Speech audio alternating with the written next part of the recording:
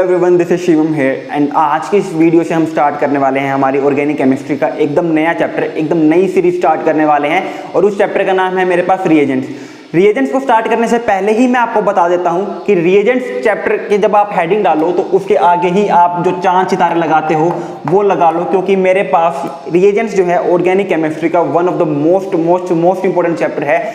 चाहे आप कोई भी चैप्टर पढ़ लो, मैंने आपको हमेशा कहा है कि organic chemistry is not like कि आपने एक चैप्टर खत्म किया और आपको आया तो ठीक है, नहीं आया तो ठीक है, ऐसा कभी भी नहीं होता है। ऑर्गेनिक केमिस्ट्री का एक चैप्टर जो है वो हर एक चैप्टर के साथ दूसरे चैप्टर के साथ इंटरलिंक रहता है। अगर आपको वो चैप्टर समझ में नहीं आया, उसकी यूटिलिटी समझ में नहीं आई, तो वो चीज आपको अगले चैप्टर में कंफर्म बोदर करने वाली है।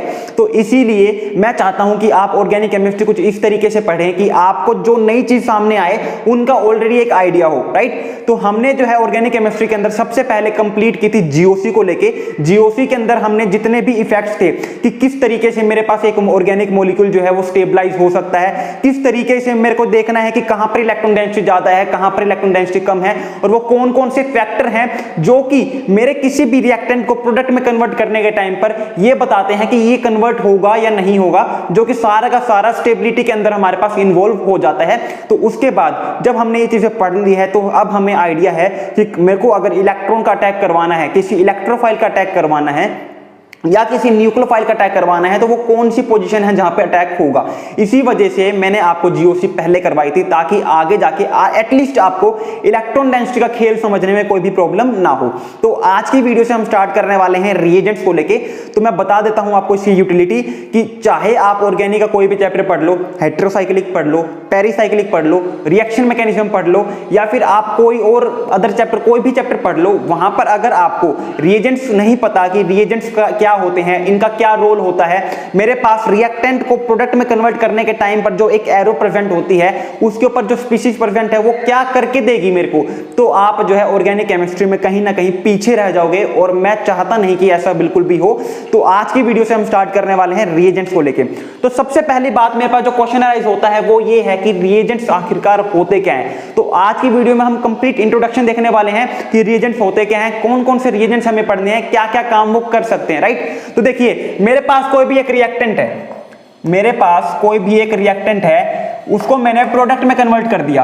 अब ये बात काफी ऑब्वियस है कि कोई भी चीज जो है रखे रखे अपने आप में रिएक्टेंट से प्रोडक्ट में कन्वर्ट नहीं होगी। यहां पर हमारे पास कोई ना कोई ऐसी स्पीशीज प्रेजेंट होगी, यहां पे मेरे पास कोई ना कोई ऐसी स्पीशीज प्रेजेंट होगी जो इस रिएक्टेंट के ऊपर अटैक करेगा और इस रिएक्टेंट को जो है वो प्रोडक्ट के अंदर कन्वर्ट कर देगा। और ये जो स्पीशीज जो इस रिएक्टेंट को प्रोडक्ट के अंदर कन्वर्ट कर रही है, इसी स्पीशीज को हम क्या कहते हैं, इसी स्पीशीज को हम रिएजेंट्स कहते हैं, ठीक है। इसी स्पीशीज को हम क्या कहते हैं, रिएजेंट्स कहते हैं। अब मेरे पास जो रिएजेंट्स हैं वो दो टाइप के हो सकते हैं on the basis of their origin. एक तो मेरे पास ऑर्गेनिक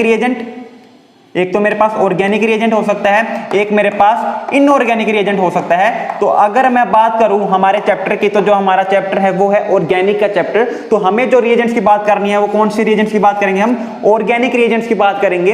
इनऑर्गेनिक रिएजेंट्स की बात हम कभी और किसी और चैप्टर के अंदर करेंगे जब हम इनऑर्गेनिक केमिस्ट्री पढ़ रहे होंगे। तो आपको दो बातें समझ में आ गई होगी कि रिएजेंट मेरे पास वो स्पीशीज होती है जो रिएक्टेंट के ऊपर अटैक करती है, उसके अंदर कुछ केमिकल चेंज लेके आती है और उसको कन्वर्ट करती है किसके अंदर, प्रोडक्ट के अंदर कन्वर्ट करती है। और जो हम रिएजेंट्स पढ़ने वाले हैं वो सारे के सारे कैसे होंगे, ऑर्गेनिक रिएजेंट होंगे। उनका जो ओरिजिन है वो कैसा होगा, ऑर्गेनिक इन नेचर होगा। अब मेरे पास जो नेक्स्ट क्वेश्चन अराइज होता है मेरे पास कि ये स्पीशीज जो है, ये जो रिएजेंट्स मैंने बताया है, ये आखिरकार अटैक कैसे करती है। तो देखिए, अगर मैं बात करूं अटैक की, तो डिपेंड करता है मेरे पास जो रिएक्टेंट है वो कैसा है, मेरे पास कौन सा रिएजेंट जो है कैसे एक्ट करेगा, वो किसके ऊपर डिपेंड करता है, रिएक्टेंट के ऊपर अटैक करता है कंप्लीटली। रिएजेंट्स हम अपनी मर्जी से बिना रिएक्टेंट को जाने कभी भी नहीं लेते हैं, क्योंकि वो एक फुलिशनेस होती है।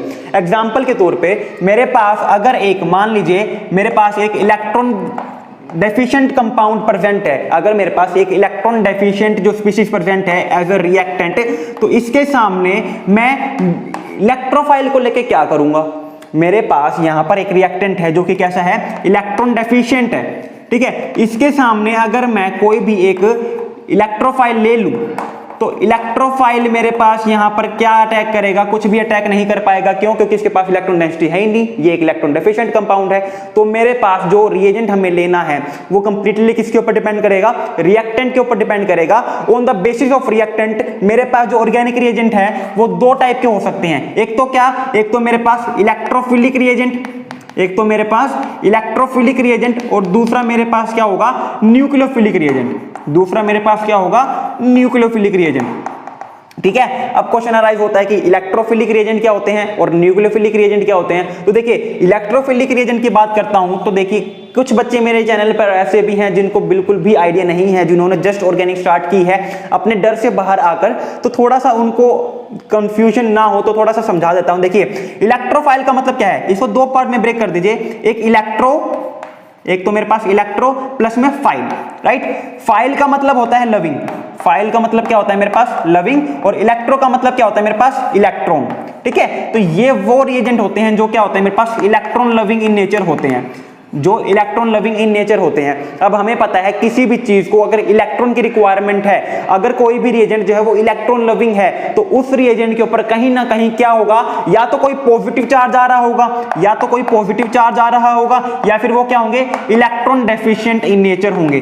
तभी तो वो इलेक्ट्रॉन लविंग है, तभी तो उनको इलेक्ट्रॉन की रिक्वायरमेंट है। मेरे पास मुझे 8 इलेक्ट्रॉन चाहिए अपने ऑक्टेट को कंप्लीट करने के लिए, मेरे पास अगर 10 इलेक्ट्रॉन प्रेजेंट है, तो क्या मैं इलेक्ट्रॉन को चाहूंगा कि मैं कहीं और से इलेक्ट्रॉन ले लूं? बिल्कुल भी नहीं। मेरे पास ऑलरेडी एक्सेस अमाउंट में इलेक्ट्रॉन प्रेजेंट है, तो मैं दे सकता हूं, लूंगा बिल्कुल भी नहीं। उसी तरीके से मैंने क्या कहा, इलेक्ट्रोफाइल वो होते हैं, वो रिएजेंट्स होते हैं जो कि इलेक्ट्रॉन लविंग इन नेचर होंगे। अब कोई चीज इलेक्ट्रॉन लविंग है तो ऑब्वियस सी बात है उसके पास जो इलेक्ट्रॉन्स है उनकी कमी है, और इलेक्ट्रॉन की कमी मेरे पास दो वजह से हो सकती है, या तो उसके ऊपर पॉजिटिव चार्ज आ रहा हो, या फिर वो इलेक्ट्रॉन डेफिशिएंट हो। इलेक्ट्रॉन डेफिशिएंट से मतलब क्या है कि वो न्यूट्रल हो और इलेक्ट्रॉन डेफिशिएंट हो, राइट। जैसे कि मेरे पास BH3 होता है, जैसे कि मेरे पास BH3 होता है, ये मेरे पास क्या है, इलेक्ट्रॉन लविंग है और न्यूट्रल है, साथ के साथ इलेक्ट्रॉन डेफिशिएंट है, राइट। तो ये मेरे पास एक एग्जांपल हो जाएगा। और न्यूक्लियोफिलिक रिएजेंट की बात करता हूं तो न्यूक्लियोफिलिक रिएजेंट वो रिएजेंट्स होते हैं जो कि न्यूक्लियस लविंग होते हैं, जो कि मेरे पास न्यूक्लियस लविंग होते हैं। और न्यूक्लियस लविंग से मेरा मतलब क्या है, न्यूक्लियस लविंग से मतलब है कि इनको जो है पॉजिटिव चार्ज चाहिए होता है अपने आप को स्टेबलाइज करने के लिए, राइट। अब यानी कि मेरे पास अगर ये रिएजेंट न्यूक्लियस लविंग है तो ये कैसे होंगे, ये कैसे होंगे मेरे पास, या तो ये नेगेटिव चार्ज होंगे, या तो ये नेगेटिव चार्ज होंगे, तभी ये पॉजिटिव चार्ज के ऊपर अटैक करना चाहते हैं, या फिर ये जो है इलेक्ट्रॉन रिच होंगे, या फिर ये क्या होंगे मेरे पास, ये न्यूट्रल है तो ये क्या होंगे, इलेक्ट्रॉन रिच स्पीशीज मुझे देखने को मिलेगी, राइट। तो ये मेरे पास जो है रिएजेंट्स जो हैं दो टाइप के हो सकते हैं, या तो वो इलेक्ट्रोफाइल होगा या फिर न्यूक्लियोफाइल होगा। और मुझे मेरे रिएक्शन के अंदर इलेक्ट्रोफाइल यूज करना है या न्यूक्लियोफाइल यूज करना है, वो कंप्लीटली किसके ऊपर डिपेंड करता है, वो डिपेंड करता है मेरे रिएक्टेंट के ऊपर।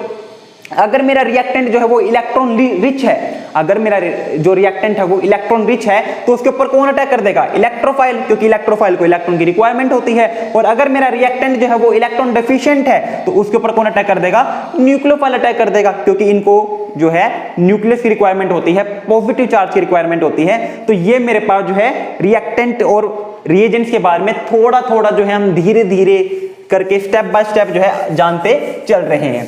अब मेरे पास जो क्वेश्चन अराइज होता है कि सर मेरे सिलेबस में अगर मैं प्रिपेयर कर रहा हूं IIT JEM, अगर मैं प्रिपेयर कर रहा हूं किसी भी यूनिवर्सिटी के MSc एंट्रेंस को लेके, चाहे वो DU है, BHU है, या फिर मेरे पास जो है वो कुरुक्षेत्र यूनिवर्सिटी का एग्जाम है, या फिर मैं नेट के लिए प्रिपेयर कर रहा हूं, गेट के लिए प्रिपेयर कर रहा हूं, तो मेरे पास कौन कौन से रिएजेंट्स मुझे देखने को मिलेंगे। हमने बात कर लिया रिएजेंट्स, हमें खाली ऑर्गेनिक ओरिजिन के रिएजेंट्स पढ़ने हैं। रिएजेंट्स मेरे पास दो ही टाइप के होंगे, तीसरा टाइप का नहीं होता, या तो वो इलेक्ट्रोफिलिक होगा या फिर न्यूक्लियोफिलिक होगा। अब मेरे पास जो नेक्स्ट काम आता है कि जो रिएजेंट्स हैं वो मेरे पास क्या क्या करके दे सकते हैं मुझे, जो मेरे पास जो रिएजेंट्स है वो क्या क्या करके मुझे दे सकते हैं। तो जो सबसे पहला काम मेरे पास जो रिएजेंट कर सकते हैं वो है रिडक्शन। जो मेरे पास सबसे पहला काम जो रिएजेंट्स कर सकते हैं वो है रिडक्शन। यहां पे मैं आपको बता रहा हूं कि रिएजेंट्स का रोल क्या क्या होता है, रिएजेंट्स किस किस काम आ सकते हैं। तो मेरे पास जो रिडक्शन कर सकते हैं तो ऐसे रिएजेंट्स को हम क्या कहेंगे, रिड्यूसिंग रिएजेंट कहेंगे। तो सबसे पहला मेरे पास जो हेडिंग है वो क्या है, रिड्यूसिंग रिएजेंट। ठीक है, अब बात करते हैं रिड्यूसिंग रिएजेंट क्या होते हैं। रिड्यूसिंग रिएजेंट वो होते हैं जो कि मेरे रिएक्टेंट को रिड्यूस कर दे। जो कि मेरे रिएक्टेंट को क्या कर दे, रिड्यूस कर दे। और अगर मुझे मेरे रिएक्टेंट को रिड्यूस करना है तो यहां पे हमें पता है कि हम 3 तरीके से किसी भी सब्सटेंस को रिड्यूस कर सकते हैं। सबसे पहला क्या, अगर मैं उसको इलेक्ट्रॉन प्रोवाइड कर दूं, अगर मैं उसको क्या कर दूं, इलेक्ट्रॉन प्रोवाइड कर दूं, पहला काम तो मेरे पास ये, इस तरीके से मैं गिवन सब्सटेंस को क्या कर सकता हूं, रिड्यूस कर सकता हूं। दूसरा काम मैं क्या कर सकता हूं, दूसरा मैं कर सकता हूं कि वहां पे मैं जो है हाइड्रोजन प्रोवाइड कर सकता हूं, एडिशन ऑफ हाइड्रोजन। ठीक है, यहां पे क्या है मेरे पास, एडिशन ऑफ इलेक्ट्रॉन, दूसरा क्या है मेरे पास, एडिशन ऑफ हाइड्रोजन। और तीसरा काम मैं क्या कर सकता हूं, तीसरा काम मैं कर सकता हूं मेरे पास रिमूवल ऑफ ऑक्सीजन। तीसरा काम मैं क्या कर सकता हूं, रिमूवल ऑफ ऑक्सीजन। अगर मेरे पास कोई भी एक रिड्यूसिंग रिएजेंट प्रेजेंट है तो वो मेरे पास इन 3 में से कोई काम करेगा, या तो वो गिवन सब्सटेंस के अंदर इलेक्ट्रॉन इंक्रीज कर देगा, या फिर वो उसके अंदर हाइड्रोजन ऐड कर देगा, या फिर तीसरा काम क्या कर सकता है, वो ऑक्सीजन को जो है रिमूव कर सकता है। अब क्वेश्चन अराइज होता है कि सर हमें कैसे पता चलेगा कि जो गिवन रिएजेंट है वो इनमें से कोई काम करेगा। यही तो पूरे का पूरे चैप्टर है, यही तो हमें पढ़ना है कि कौन सा रिएजेंट ऐसा है जो कि रिड्यूसिंग होगा, कौन सा रिएजेंट ऐसा है जो कि ऑक्सीडाइजिंग होगा, कौन सा रिएजेंट ऐसा है कि जो अल्कोहल को जो है एल्डिहाइड में कन्वर्ट करेगा, या फिर अल्कोहल को कार्बोक्सिलिक एसिड के अंदर कन्वर्ट करेगा, या फिर अल्कोहल को कीटोन के अंदर कन्वर्ट करेगा। यही चीजें तो हमें पढ़नी है, यही तो मेरे पास इस पूरे चैप्टर का खेल है।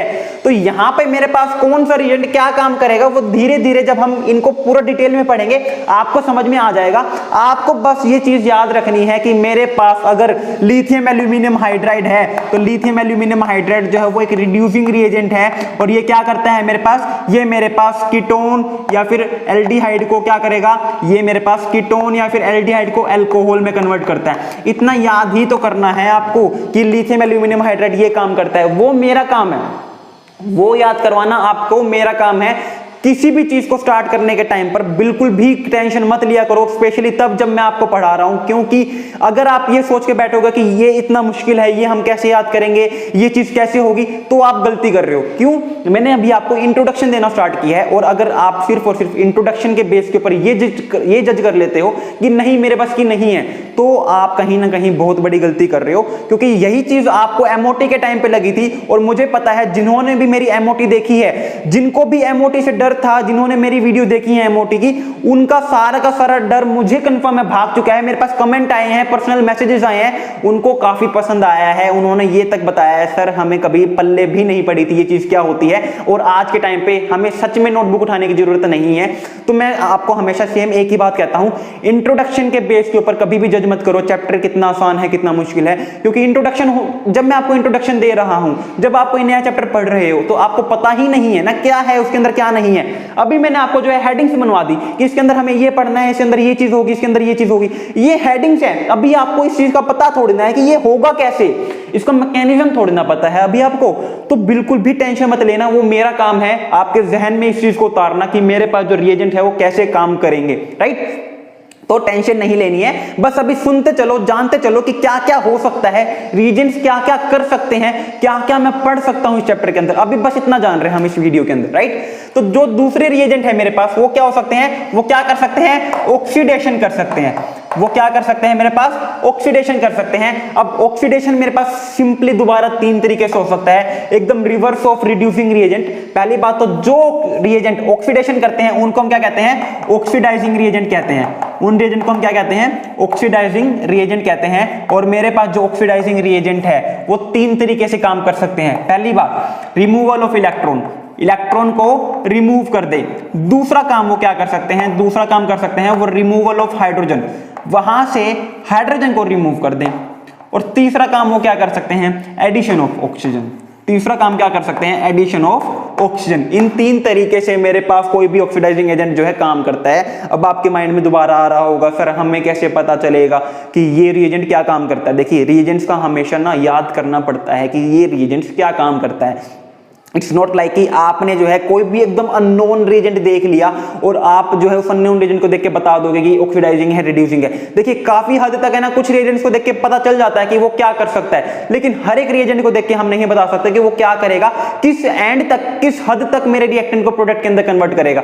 तो वो चीज आपको तब पता चलेगी जब आप ये चैप्टर की सीरीज पूरी देखोगे। धीरे धीरे स्टेप बाय स्टेप आपको ये समझ में आने लग जाएगा कि ये रिएजेंट का काम क्या है, इस रिएजेंट की क्या यूटिलिटी है, किस हद तक ये क्या काम कर सकता है। दो रिएजेंट सेम काम कर रहे हैं अगर, तो उनका क्या चेंज हो सकता है उसके अंदर, राइट। अब देखिए यहाँ पे मेरे पास जो ऑक्सीडाइजिंग एजेंट है वो ये तीन काम कर सकते हैं। एग्जाम्पल मेरे पास जो है CrO3 in presence of H2SO4, जिसको हम क्या कहते हैं, जोन्स रिएजेंट कहते हैं, जिसको हम क्या कहते हैं, जोन्स रिएजेंट कहते हैं। और ये जोन्स रिएजेंट क्या करता है मेरे पास, ये जोन्स रिएजेंट जो है मेरे को अल्कोहल को जो है ऑक्सीडाइज करता है। अगर मेरे पास प्राइमरी अल्कोहल है तो ये इसको कन्वर्ट कर देगा कार्बोक्सिलिक एसिड के अंदर, और अगर मेरे पास सेकेंडरी अल्कोहल है तो ये इसको कन्वर्ट करता है कीटोन के अंदर, तो ये इसको कन्वर्ट करता है कीटोन के अंदर। तो जब हम जोन्स रिएजेंट पढ़ेंगे तब इसको लेके बात करेंगे कि यहाँ पे मेरे पास ये कैसे हो रहा है। अभी भड़क नहीं लेनी बिल्कुल भी, अभी बिल्कुल भी टेंशन नहीं लेनी है, राइट। और जो तीसरे रिएजेंट जो हमें पढ़ने हैं वो है ऑर्गेनोमेटेलिक रिएजेंट।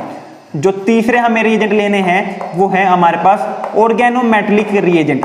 अब बात आती है कि ऑर्गेनोमेटेलिक रिएजेंट आखिरकार होते क्या हैं। तो देखिए ऑर्गेनोमेटेलिक, ऑर्गेनिक प्लस में मेटेलिक, वो रिएजेंट जो दो चीजों से मिलकर बना हो, एक ऑर्गेनिक पार्ट और एक मेटेलिक पार्ट, उन्हीं को हम क्या कहते हैं, ऑर्गेनोमेटेलिक रिएजेंट कहते हैं। और अगर मैं बात करता हूं मेरे ऑर्गेनोमेटेलिक रिएजेंट की, तो हमारे पास जो है तीन रिएजेंट हमारे कोर्स में है। अगर आप एमएससी के लिए प्रिपेयर कर रहे हो, अगर आप एमएससी के लिए प्रिपेयर कर रहे हो तो आपके पास तीन रिएजेंट है सिलेबस में। और अगर आप नेट के लिए प्रिपेयर कर रहे हो तो मैं बता देता हूं कि नेट के लिए तो अगर आपको प्रिपेयर करना है तो जितना मैं आपको पूरा चैप्टर पढ़ाऊंगा ना एमएससी लेवल तक का, उससे ज्यादा कंटेंट तो मैं आपको सिर्फ और सिर्फ ऑर्गेनोमेटेलिक रिएजेंट को लेके पढ़ा सकता हूं। इतना फर्क रहता है एमएससी लेवल और नेट लेवल में। तो अगर आप जो है नेट के स्टूडेंट्स हो तो आप मुझे कंफर्मली जरूर बताइएगा कमेंट करके कि हमें जो है इसकी पूरी की पूरी सीरीज चाहिए, क्योंकि ये बहुत इंपॉर्टेंट है। नेट से जो मेनली क्वेश्चन आते हैं वो ऑर्गेनोमेटेलिक रिएजेंट से ही आते हैं, क्योंकि बहुत इंपॉर्टेंट रोल प्ले करते हैं, बहुत सारे हैं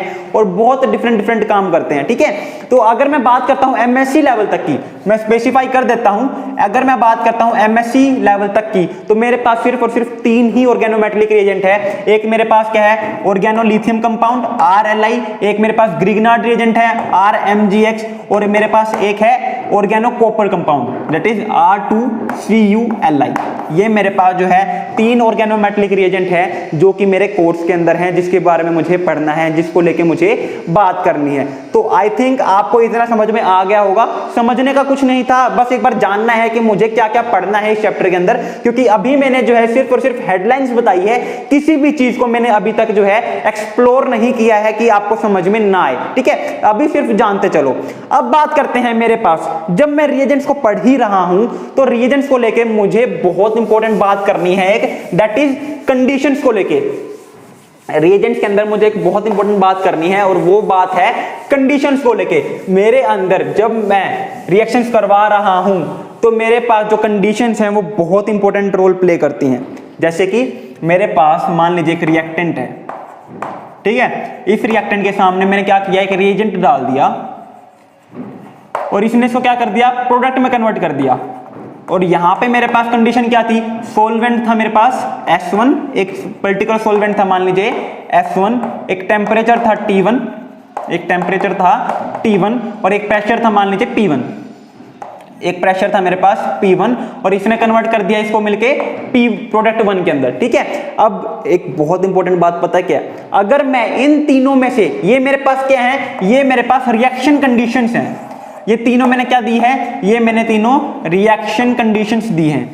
तो मेरे पास जब भी मैं एक रिएजेंट को प्ले करवाता हूं, रोल करवाता हूं, अपने रिएक्टेंट के अंदर डालता हूं, तो उसके अंदर जो रिएक्शन की कंडीशंस है वो बहुत ज्यादा मायने रखती हैं, क्योंकि अगर मैंने रिएक्शन की कंडीशन चेंज कर दी तो इवन मेरे पास जो मेरा रिएजेंट है उसका बिहेव भी चेंज हो सकता है। जो रिएजेंट अभी तक न्यूक्लियोफाइल की तरह अटैक कर रहा था, एक्ट कर रहा था, वो मे बी बेस की तरह एक्ट करने लग जाए।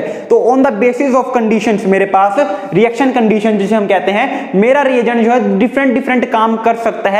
और एक बहुत बेहतरीन एग्जांपल मैं समझाता हूं आपको, जो आपने 12th के अंदर भी पढ़ा था। मान लीजिए मेरे पास जो है एक हेलो अल्केन है, मान लीजिए मेरे पास एक हेलो अल्केन है, इसके सामने मैंने KOH डाल दिया, ठीक है। इसके सामने मैंने पोटेशियम हाइड्रोक्साइड डाल दिया वाटर की प्रेजेंस में, इन प्रेजेंस ऑफ वाटर। तो यहां पे मेरे पास ये पोटेशियम हाइड्रोक्साइड है, ये क्या है, रिएजेंट है, और ये जो वाटर है मेरे पास क्या है, ये एज अ सॉल्वेंट।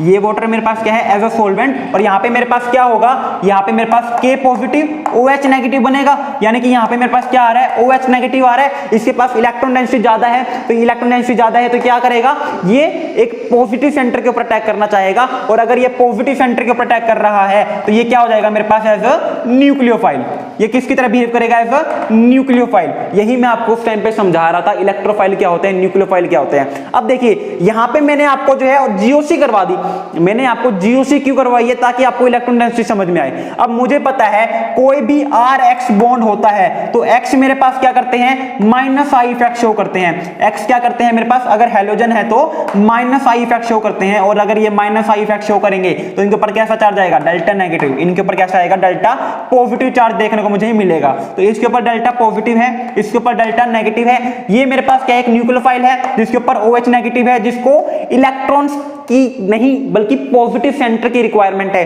तो ये क्या करेंगे, किसी एक पॉजिटिव सेंटर के ऊपर अटैक करेंगे, और पॉजिटिव सेंटर क्या है ये वाला पॉजिटिव सेंटर नहीं है, इसके ऊपर होगा पार्शियल पॉजिटिव चार्ज, इसके ऊपर भी होगा, लेकिन इसके ऊपर जो है पार्शियल पॉजिटिव चार्ज है इसके कंपेयर में कम होगा। क्यों, क्योंकि यहां पर मेरे पास जो है ये कार्बन जो है वो डायरेक्टली हेलोजन के साथ अटैच है, और इंडक्टिव इफेक्ट के अंदर हमने कैसे क्या देखा था, जो मेरे पास इंडक्टिव इफेक्ट है उसके अंदर जो ग्रुप मेरे पास प्लस आई या माइनस आई इफेक्ट शो कर रहा है, उससे मैं दूर जाता जाऊंगा तो ये जो इफेक्ट है इसका वो फेड होता चला जाएगा। तो इसके ऊपर पार्शियल पॉजिटिव है तो इसके ऊपर पार्शियल पॉजिटिव चार्ज है, तो ये जो पॉजिटिव चार्ज है वो काफी कम है एज कंपेयर टू दिस।